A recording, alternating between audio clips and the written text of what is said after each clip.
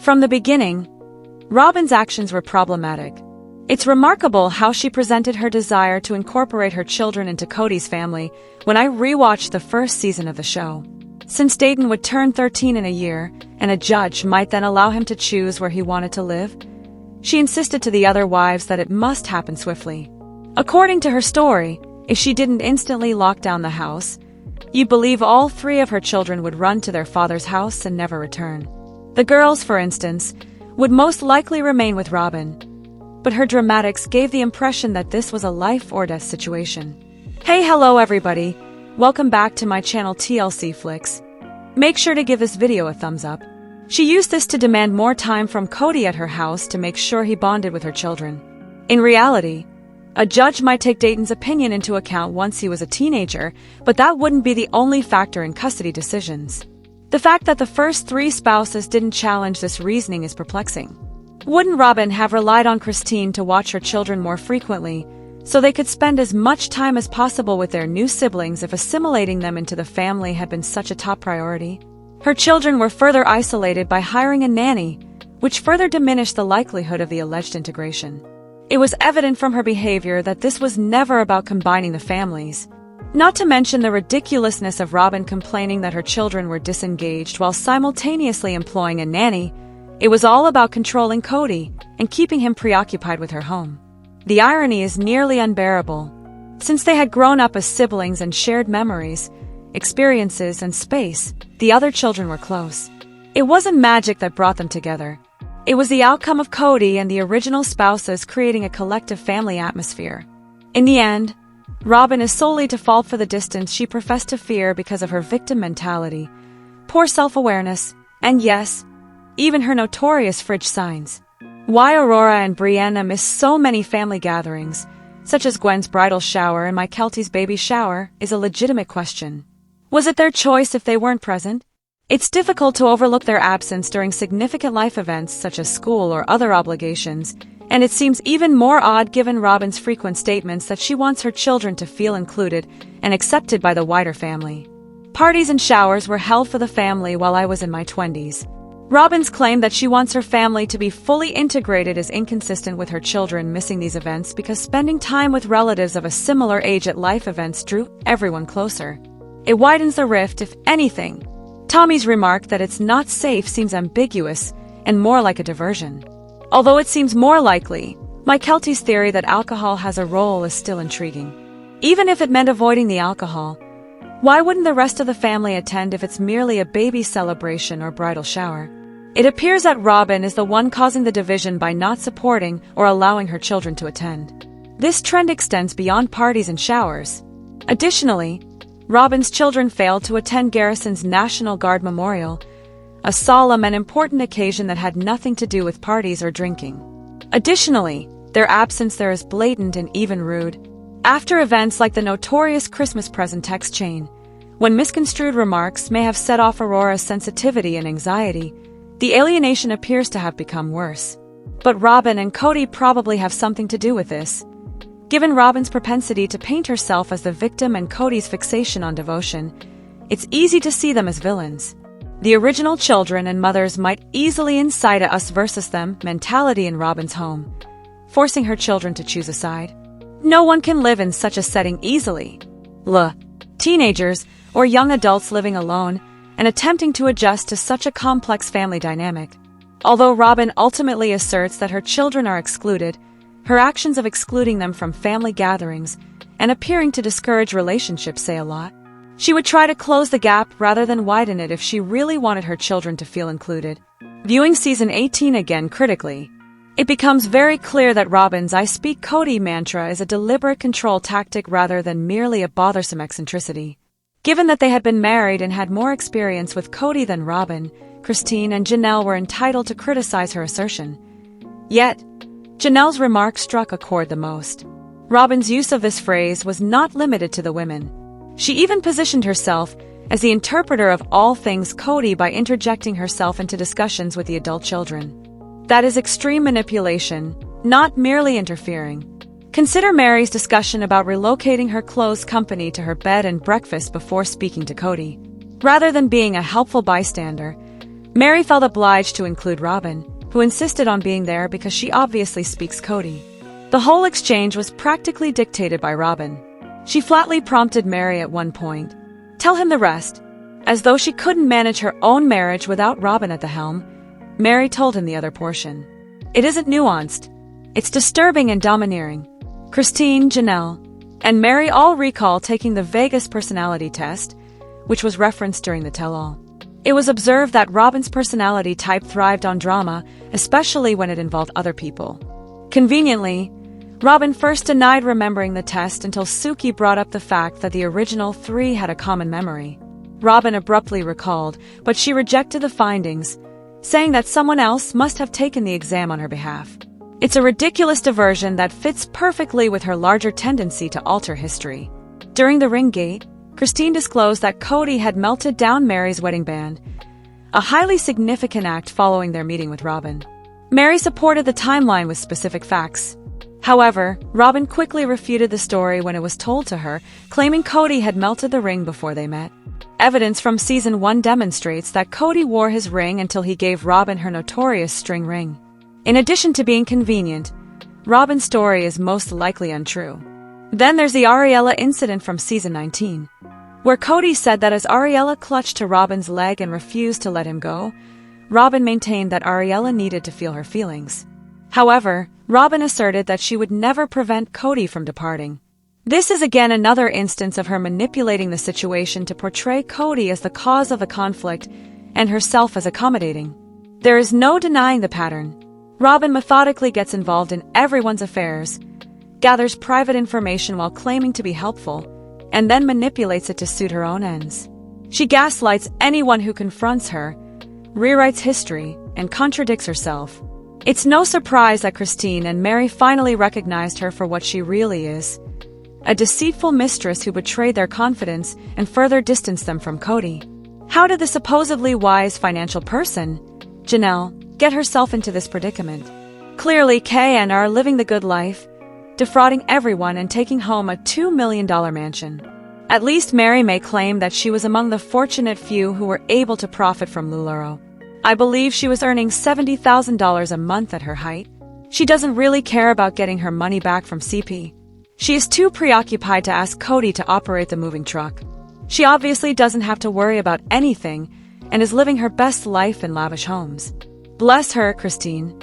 At least made some money from the sale of her home.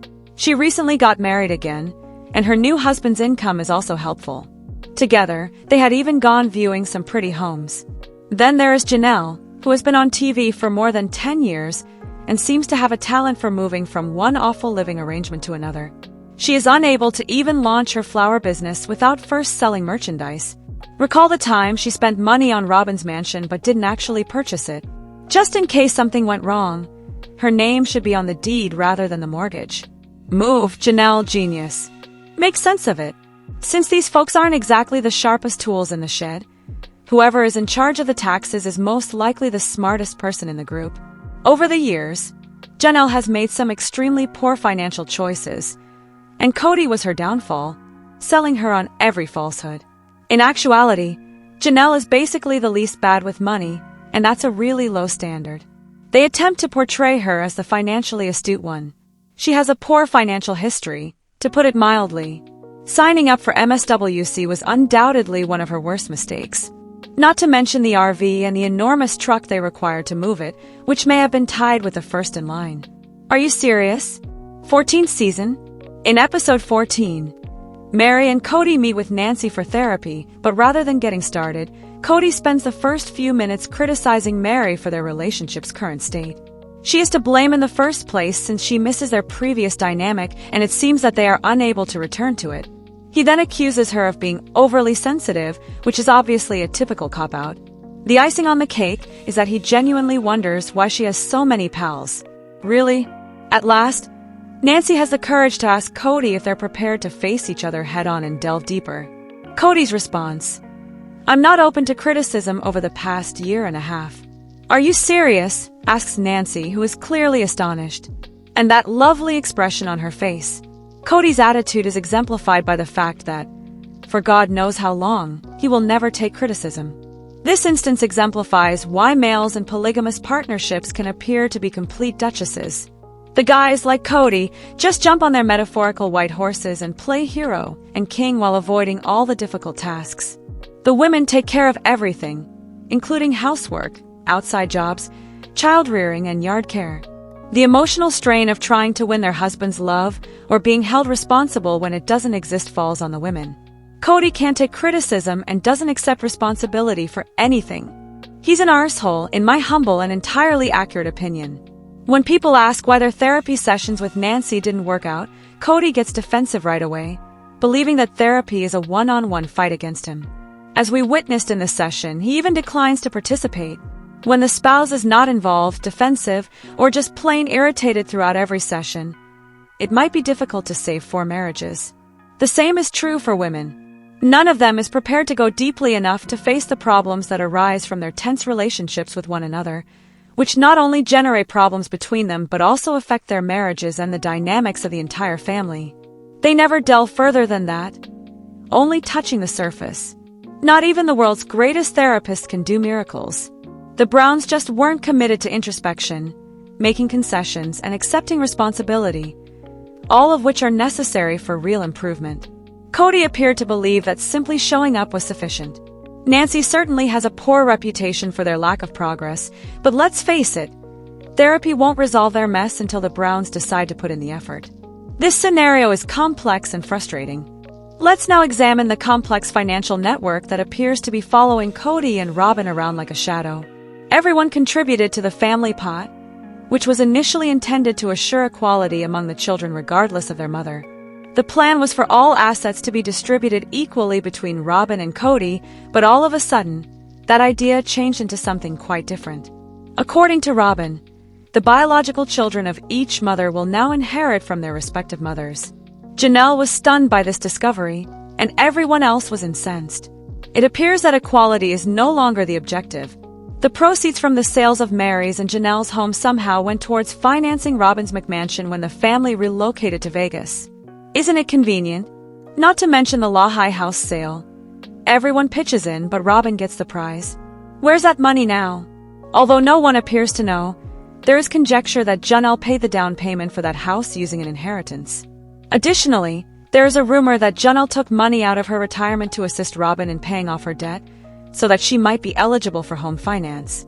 If that is the case, few people would make such a sacrifice for their closest relatives, much less for someone who appears to treat the family pot as if it were her own piggy bank.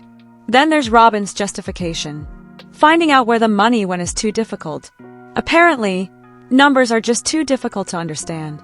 Of course, there is no reason to bother, as a forensic accountant could likely be exposed in record time, but there is very little chance that Robyn and Cody will cooperate with that plan. The irritation is increased when inflation is taken into account. Their efforts benefited more than just the family. The money that Janelle, Meri, and others gave back then would be worth much more now.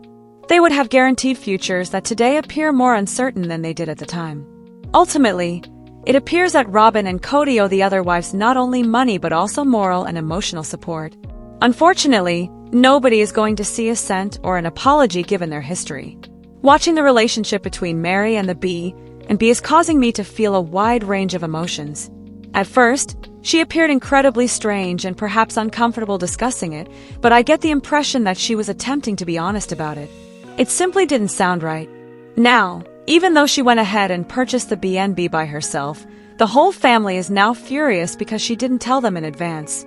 And I'm becoming increasingly irritated with everyone, especially Robyn. She really didn't sleep well because of this. Why must she play the victim all the time? Meri took issues into her own hands and dealt with things herself when the family told her they couldn't help her, and now there is a problem. No matter what Meri does, it seems wrong. She is pitted against the rest of the family every time the B&B comes up, and I genuinely feel sorry for her. She could have been proud of herself for taking charge of her life, but instead it has devolved into another argument. To be honest, Meri ought to have simply left the family at this point. It's obvious that they will never fully back her, regardless of what she accomplishes. As much as I hate to admit it, I believe Cody may have been right when he said that Christine wasn't suited for polygamy. at least this particular kind of it, based on my recent binge-watching of the first few seasons of Sister Wives. She wasn't doing well in the polygamous family she joined, but I can't speak for all of them. I find Christine to be a bit of a hopeless romantic.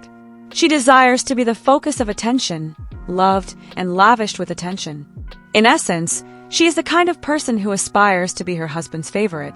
Yes, I understand. Everyone wants to feel special. But is it realistic to expect your husband to give you all of his attention when he has several wives? She has been the one to worry the most about Kody's attention being divided too much over the seasons. Whether it's him kissing Robyn before they were married, choosing her wedding gown, or spending more time with her than anyone else. Although some of these responses may have been excessive, Meri and Janelle didn't seem to mind as much as Christine did. Christine simply seems to thrive on being loved, and that makes sense. Although anyone would want it, one-on-one love of such nature is nearly difficult in a polygamous household. I don't think Kody would ever receive the kind of affection she desires, even if she weren't such a huge jerk. Take a look at her overt display of adoration for David. Now, unless you're the favorite wife, that type of PDA and connection won't occur when you're one of 4 wives. I'm not sure whether it's the fairy tale she imagines though even then. The issue, in my opinion, is that Christine was never truly ready for what she was getting into. The entire tale of how she was adopted was never told to us. Janelle and Meri struggled with jealousy of one another, but eventually Janelle realized that she could win Kody over by referring to Christine as a princess. However, it wasn't until Robyn entered the scene that Christine realized she had never had the honeymoon period with Kody. She appeared to have been introduced to counterbalance the chaos that was already going on, but instead she was just another cog in the wheel. Then there is the ridicule. When she merely asked for a compliment, Kody made fun of her. The amount of time Kody was spending with Robyn was painfully obvious to the entire family. However, everyone attempted to be pleasant rather than direct. But let's face it, Christine was always the one to tell the truth. She was justified in feeling frustrated. I detest the way people assume that Christine was being unreasonable for requesting a little affection or wanting to see her spouse more than twice a year. And let's not even discuss the basement issue. Nobody's ideal situation is being left alone with a dozen children. It's crazy how low these women's expectations are. Ultimately, I don't believe that polygamy is for everyone, and to be honest, I don't think that many individuals are really cut out for it. Therefore, let's stop acting as though Christine's annoyances are a serious weakness. For someone who desires to be the center of their partner's universe, it is simply not feasible. Since it seems like it's a perfectly acceptable way to characterize a relationship, Kody sits down with Janelle and declares that he wants to start a love affair with her. I suspect that the ladies who claim they don't mind it are just acting. He then nonchalantly recommends that Janelle construct a building on the land. However, he confesses that if Janelle moves in next door, he and Robyn would prefer to relocate. In fact, when Christine departed, Kody was fine for her staying and even wanted her to build close by. He drives me crazy, and it's all so inconsistent. It's obvious that Kody has been lusting for Janelle all along. To be honest, I don't think he's getting the independence he wants by staying with only one woman and having a child in his bed all the time. He seems to be talking about feeding his beast all the time, yet all I see is someone who wants more without considering the repercussions for other people. To be honest, Kody's assertion that he never loved the first 3 women and merely married them to gain entry into paradise is one of the things that has been truly upsetting me in the new season. Really, this man was obviously happier than he is today throughout the 20 years he spent with these women before Robyn even entered the picture. When Janelle and Christine left, he became enraged, which, in my opinion, demonstrated his genuine concern for them. Unless there is genuine emotion present, you don't become so irate and outraged. However, he is now acting as though he never loved them because it presents him in a negative light. That is complete bullshit. You can't say you don't love any of the 3 ladies you married. If you don't love them, why even bother with all that? Living in a loveless marriage sounds like a tiresome, miserable existence. Robyn's sense of security is another thing that astounds me. Given that she has played a significant role in controlling and destroying the family from within, how can she feel so secure in her connection with Kody? What's to stop Kody from cheating on Robyn if he can cheat on women he's been with for 25 to 30 years? What if she crosses the line? The sum does not add up. And honestly, Kody doesn't seem to realize how awful it makes him look to claim that he never loved the women he spiritually married, vowed to love forever, and had many children. How can he not see that treating his children's mothers cruelly and suggesting that they were only there out of obligation while neglecting his children will cause a huge rift in the family? It enrages me. In the end, I'm simply irritated by everything. To be honest, I've also been wondering what makes Robyn so unique. It's obvious Kody has a warm spot for her. Something about her makes him want to rip his family apart like a block of cheese on a grill, and he virtually swoons over her. What's the matter then? Grand romantic ideas can probably be ruled out in this case. Even though Kody is currently attempting to change history in order to satisfy some old-fashioned envy, he has always maintained that he loved the other spouses in his own unique way. However, in Robyn's case, I believe it all boils down to the way she soothes his ego and meets all of his needs in a way that practically makes him feel like the king of the castle. To put it succinctly, she is skilled at appeasing him and making him feel important. She is extremely submissive when she plays the character of a supportive wife. It works for him. He can always be mommied and his ego boosted. She stands out in my perspective because of her effort. In addition to making him feel like a victim in this world that is constantly trying to harm him, she puts forth endless effort to make him feel loved and appreciated. She said in previous seasons that she had witnessed her own parents' decades-long honeymoon, so she effectively turned her house into a haven for Kody, a place where he wouldn't have to deal with any of his imperfections. She maintained harmony and his happiness by doing this, which eventually helped her gain his favor. Let's be honest though, Robyn isn't all that unique. She simply excels at dealing with narcissists by following the playbook. She is skilled at maintaining his sense of validation and playing to his frail ego. She presumably thought the other wives would follow suit, but they didn't. Rather than considering Kody a client who needs to be attended to, things began to get out of control when they began treating him like a husband. Even Kody acknowledged to Janelle that he desired a relationship similar to the one he has with Robyn. So Robyn isn't that remarkable, according to even Kody. He simply adores the way she handles him, and he hopes Janelle will do the same for him. It isn't that Robyn is a once-in-a-lifetime romance. She simply excels at portraying the part Kody desires. Let us know in your comments. And stay tuned by subscribing our channel to get more updates like this. Thanks everyone.